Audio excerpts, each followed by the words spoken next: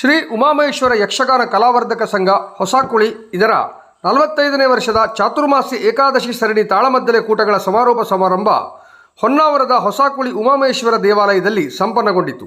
ಈ ಸಂದರ್ಭದಲ್ಲಿ ನಾಟಕ ಅಕಾಡೆಮಿ ಪ್ರಶಸ್ತಿ ಪುರಸ್ಕೃತ ನಿವೃತ್ತ ಶಿಕ್ಷಕ MT ಭಟ್ ಕಟ್ಟೆ ಹಾಗೂ ಯಕ್ಷಗಾನ ಅಕಾಡೆಮಿ ಪ್ರಶಸ್ತಿ ಪುರಸ್ಕೃತ ಗೋಪಾಲಕೃಷ್ಣ ಭಟ್ ಜೋಗಿಮನೆ ಕರ್ಕಿ ಪರಂಪರೆಯ ಪ್ರಸಿದ್ಧ ಭಾಗವತರನ್ನು ಶಾಲು ಹೊದಿಸಿ ಸನ್ಮಾನಿಸಲಾಯಿತು. 2002ರಲ್ಲಿ ನಿವೃತ್ತನಾದೆ. ಆದರೆ ಪ್ರವೃತ್ತಿಯಿಂದ ಕೈ ಬೀಸಿ ಕರೆದ ನಾಟಕ ಯಕ್ಷಗಾನ ಕ್ಷೇತ್ರ ನನ್ನನ್ನು ನಿವೃತ್ತಿಯಾಗಲು ಬಿಡಲಿಲ್ಲ. ಬಹುತೇಕ ಕಳೆದ 2022ನೇ ಇಸ್ವಿವರೆಗೂ ನಾನು ಸಕ್ರಿಯ ಒಬ್ಬ ಕಲಾವಿದನಾಗಿದ್ದೆ ಎಂದು ಸಮಾಧಾನ. ಬಹುತೇಕ ನನಗನ್ನಿಸ್ತದೆ, ಯಾವ ವ್ಯಕ್ತಿ ಶಿಕ್ಷಕ ವೃತ್ತಿಯನ್ನು ಪ್ರಾರಂಭಿಸ್ತಾನೋ ಅವನ ಪ್ರವೃತ್ತಿ ಕಲಾರಾಧನೆಯಲ್ಲೇ ತೊಡಗುತ್ತದೆ. ಯಾಕಂದರೆ ನಾವು ಪ್ರಾಥಮಿಕ ಶಾಲಾ ಶಿಕ್ಷಕರು, ನಮ್ಮ ಮುಂದಿರುವವರು ಎಳೆಯ ಮಕ್ಕಳು. ಅವರಿಗೆ ಪಾಠ ಮಾಡುವುದು ಬಹುಶಃ ಸುಲಭದ ಕೆಲಸ ಅಲ್ಲ. ಮಾಡಬಹುದು, ಎಲ್ಲೋ ನೋಡಿಕೊಂಡು ಮಕ್ಕಳನ್ನು ಒಂದು ಕಡೆಗಿಟ್ಟು ನಮ್ಮ ಡ್ಯೂಟಿ ನಾವು ಮಾಡಬಹುದು. ಆದರೆ ಅದು ಪಾಠ ಅಲ್ಲ. ನಾವು ಹೇಳುವುದನ್ನು ಮಕ್ಕಳು ಸ್ವಲ್ಪವಾದರೂ ತಿಳ್ಕೊಳ್ಬೇಕು ಅಂತಾದರೆ ಅಲ್ಲಿ ನಮ್ಮ ನಟನೆ ಬೇಕು. ಹೇಗೆ ಬೇಕು? ನನ್ನ ಒಂದು ಅಂದಾಜು ಅದು, ಅಥವಾ ನನ್ನ ಅನಿಸಿಕೆ ಅದು. ಒಂದು ಕಥೆಯನ್ನು ಅಥವಾ ಒಂದು ಸಂದರ್ಭವನ್ನು ಮಕ್ಕಳಿಗೆ ಮನಮುಟ್ಟುವಂತೆ ಮಾಡುವುದು ಹೇಗೆ? ಪ್ರಾಥಮಿಕ ಹಂತದಲ್ಲಿ ನಾನು ಶಿಕ್ಷಕನಾಗಿದ್ದಾಗ ಗೌತಮ ಬುದ್ಧನ ಕಥೆ ಇತ್ತು.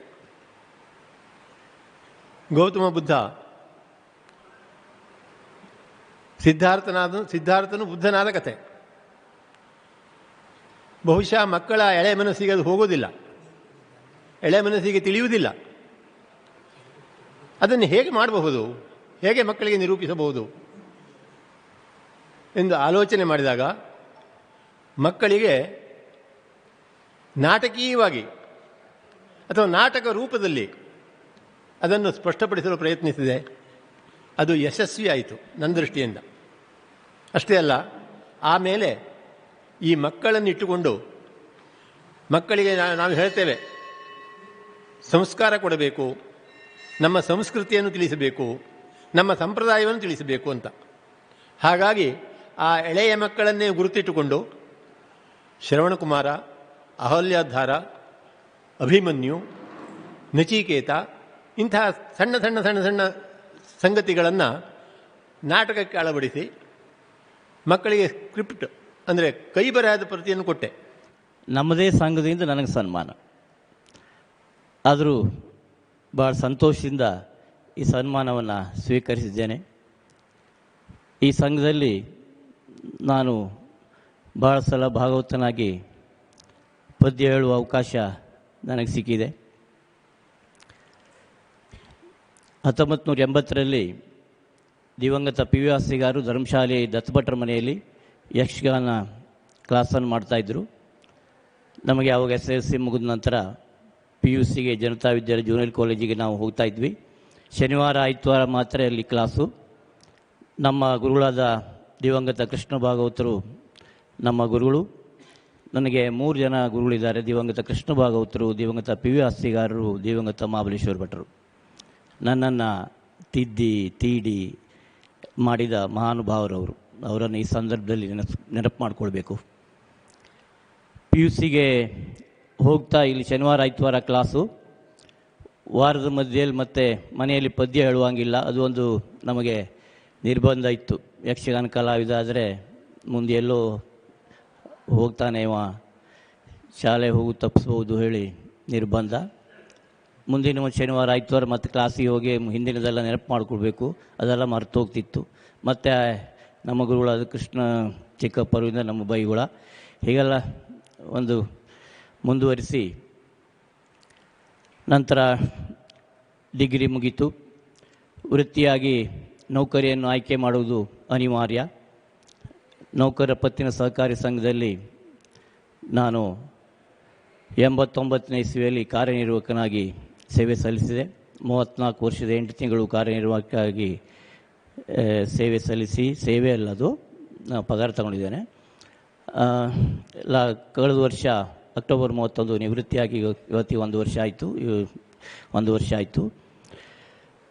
ನಂತರ ಹವ್ಯಾಸವಾಗಿ ಯಕ್ಷಗಾನ ಹಾಡುವುದನ್ನು ನಮ್ಮ ಚಿಕ್ಕಪ್ಪ ತೀರಿ ಹೋದ ನಂತರ ಕರ್ಕಿ ಮೇಳದ ಭಾಗವತರಾಗಿ ಬನ್ನಿ ಅಂತ ಪಿ ವಿ ಹಾಸ್ಯಗಾರರು, ನಾಣ ಹಾಸ್ಯಗಾರರು, ಸತ್ಯ ಹಾಸ್ಯಗಾರರು ಎಲ್ಲ ನನ್ನನ್ನು ಆ ರಂಗಕ್ಕೆ ತಿದ್ದಿದರು. ನಾನು ತಾಳಮದ್ದಲೆಯಲ್ಲಿ ಪದ್ಯ ಹೇಳಿದ ಜಾಸ್ತಿ ಹೊತ್ತು ರಂಗಾನುಭವ ಕಡಿಮೆ ಹೇಳಲಿಕ್ಕೆ ನನಗೆ ಯಾವ ಮುಜುಗರವೂ ಇಲ್ಲ. ಇಲ್ಲಿ ರಂಗತಜ್ಞ ಹಿರಿಯರಾದ ಕೆಪ್ಪಕೆರೆ ಸುಬ್ರಾಯ ಭಾಗವತರಿದ್ದಾರೆ. ಹಾಗಾಗಿ ಪ್ರವೃತ್ತಿಯೇ ನಮ್ಮದು ಹಾಡುಗಾರಿಕೆ ಆಯಿತು. ಆದರೆ ಒಂದು ಸಂತೋಷ ಅಂದರೆ ನನಗೇನು ಗುರುಗಳು ಹೇಳಿಕೊಟ್ಟಿದ್ದಾರೋ ಅದರಲ್ಲಿ ಏನೂ ಒಂದು ವಿಕಾರ ಮಾಡದೆ ಅದನ್ನೇ ಉಳಿಸ್ಕೊಂಡು ಹಾಡುವ ಒಂದು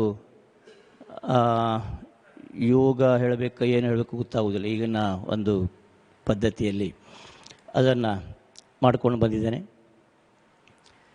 ಮನೆಯವರ ಸಹಕಾರ ಇಲ್ಲದೆ ಹೋದರೆ ಯಾವ ಕಲಾವಿದನೂ ಬೆಳೆಯುವುದಿಲ್ಲ. ಪಿ ವಿ ಹಾಸ್ಯಗಾರರು ನನ್ನ 90ನೇ ಇಸ್ವಿಯಲ್ಲಿ ನಮ್ಮ ಚಿಕ್ಕಪ್ಪ ಕೃಷ್ಣ ಭಾಗವತರು ತೀರೋದ್ರು. 92ರಲ್ಲಿ ಪಿ ವಿ ಹಾಸ್ಯಗಾರರು ತೀರೋದ್ರು. ಅದರ ನಂತರ ನಾನು 6 ತಿಂಗಳ ಪದ್ಯ ಆಡುವುದನ್ನು ನಿಲ್ಲಿಸಿದೆ.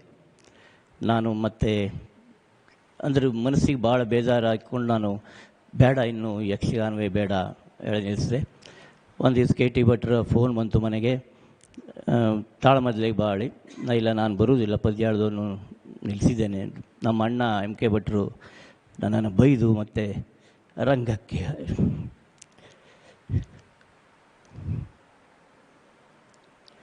ಅನುವು ಮಾಡಿದರು. ಅದರಿಂದ ಒಂದು ಕಲೆ ಇದ್ದರೆ ಮನುಷ್ಯನಿಗೆ ಎಷ್ಟು ಅನುಕೂಲ ಆಡೋದು ನನ್ನ ಜೀವನದಲ್ಲಿ ಸಾಕ್ಷಿ. 2013ನೇ ಇಸ್ವಿಯಲ್ಲಿ ಪೂರ್ಣಚಂದ್ರ ಯಕ್ಷಗಾನ ಮಂಡಳಿ ಅವರ ಸಂಗಡ 3 ತಿಂಗಳು ವಿದೇಶ ಪ್ರವಾಸವಾಯಿತು. ಯೋಗ್ಯತೆ ಇದ್ದುಕೊಂಡು ಹೋಗಿದ್ದೇನೆ ಅಂತೂ ಗೊತ್ತಿಲ್ಲ. ಒಟ್ಟು ಕಲೆಯಿಂದ ನಾನು ವಿದೇಶ ಪ್ರವಾಸ ಮಾಡುವಂಥ ಯೋಗ ಬಂತು. ಏನೇ ಇದ್ದರೂ ಈ ಒಂದು ಕಲೆ ನಮ್ಮನ್ನು ಬೆಳೆಸಿ ಇವತ್ತು ಯಕ್ಷಗಾನ ಅಕಾಡೆಮಿ ಪ್ರಶಸ್ತಿ ಸಿಗುವ ಒಂದು ಯೋಗ ಬಂತು ಅಂತ ಹೇಳ್ಕೊಳ್ತಾ ಎಲ್ಲ ಗಣ್ಯರಿಗೆ ವಂದಿಸಿ ಇವತ್ತು ಈ ಪ್ರಶಸ್ತಿಯನ್ನು ನೀಡಿದ ಈ ಸಂಘಕ್ಕೆ ಅಭಿನಂದನೆ ಸಲ್ಲಿಸ್ತೇನೆ. ಪ್ರಾಂಶುಪಾಲರು ಪದವಿ ಪೂರ್ವ ಕಾಲೇಜು ಅಳ್ಳಂಕಿ ಶ್ರೀ ವಿಶ್ವನಾಥ್ ಭಟ್ ಕರ್ವ, ನಿರ್ದೇಶಕರು KDCC bank Sirsi, US Hegde Tagataggeri, ಸ್ಥಾಪನಾ ಅಧ್ಯಕ್ಷರು ಹಾಗೂ ಲಕ್ಷ್ಮೀಕಾಂತ್ ಕೊಂಡದಕುಳಿ ಸಭೆಯಲ್ಲಿ ಉಪಸ್ಥಿತರಿದ್ದರು. ಅಧ್ಯಕ್ಷ ಸ್ಥಾನದಿಂದ ಮಾತನಾಡಿದ ಸುಬ್ರಹ್ಮಣ್ಯ ಭಟ್ ಅವರು ಸಂಘ ಅದ್ದೂರಿಯಾಗಿ ಸುವರ್ಣ ಮಹೋತ್ಸವ ಆಚರಿಸುವಂತಾಗಲಿ ಎಂದು ಶುಭ ಹಾರೈಸಿದರು.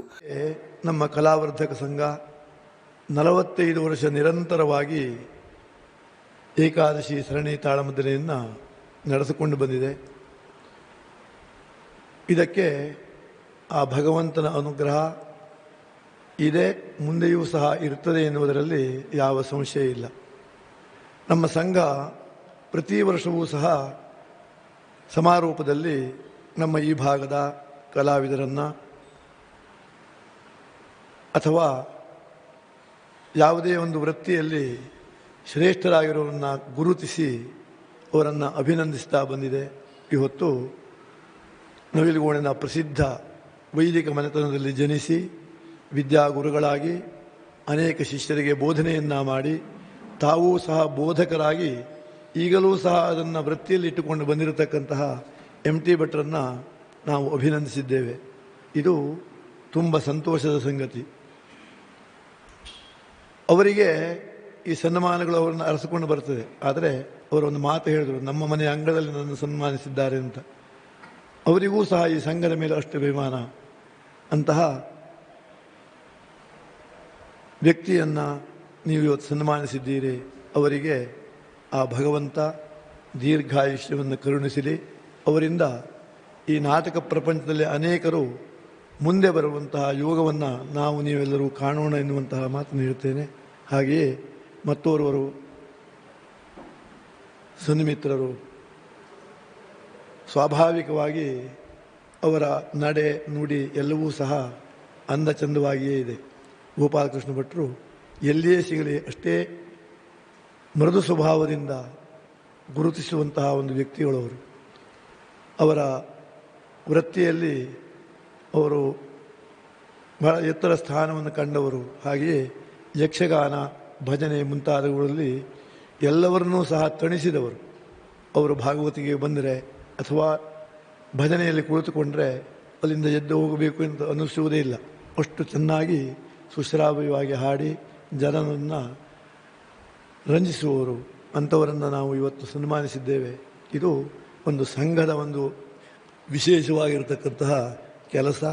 ಈ ಕೆಲಸ ನಿರಂತರವಾಗಿ ನೆರವೇರಬೇಕು. ಮುಂದೆಯೂ ಸಹ ನಮ್ಮ ಭಾಗದ ಅಂತಲ್ಲ, ನಮ್ಮ ಜಿಲ್ಲೆಯ ಕಲಾವಿದರನ್ನು ಗುರುತಿಸಿ ನಾವು ಸನ್ಮಾನಿಸಬೇಕು. ಕೇವಲವಾಗಿ ಹೊನ್ನಾವರ, ಕುಮಟಾ ತಾಲೂಕು ಅಷ್ಟೇ ಆಗಿರಬಾರದು. ಅದು ಘಟ್ಟದ ಮೇಲಿನವರಿರಲಿ ಅಥವಾ ದಕ್ಷಿಣ ಕನ್ನಡದವರಿರಲಿ, ಅವರನ್ನೂ ಸಹ ನಾವು ಕರೆಸಿ ಅವರಿಗೆ ಸನ್ಮಾನವನ್ನು ಮಾಡುವಂತಹ ಯೋಗ ಭಾಗ್ಯ ನಮ್ಮ ಸಂಘಕ್ಕೆ ಇರಬೇಕು. ಅದು ಯಾವಾಗ ಅಂತಂದರೆ ಸುವರ್ಣ ಮಹೋತ್ಸವದಲ್ಲಿ ಆಗಬೇಕು. ನಾನು ಆರಂಭದಲ್ಲಿ ಹೇಳಿದ್ದೇನೆ, ಸುವರ್ಣ ಮಹೋತ್ಸವ ಎನ್ನುವುದು ಕೇವಲ 1 ದಿವಸದ ಕಾರ್ಯಕ್ರಮ ಅಲ್ಲ, 5 ದಿವಸ ಅದು ನೆರವೇರಬೇಕು.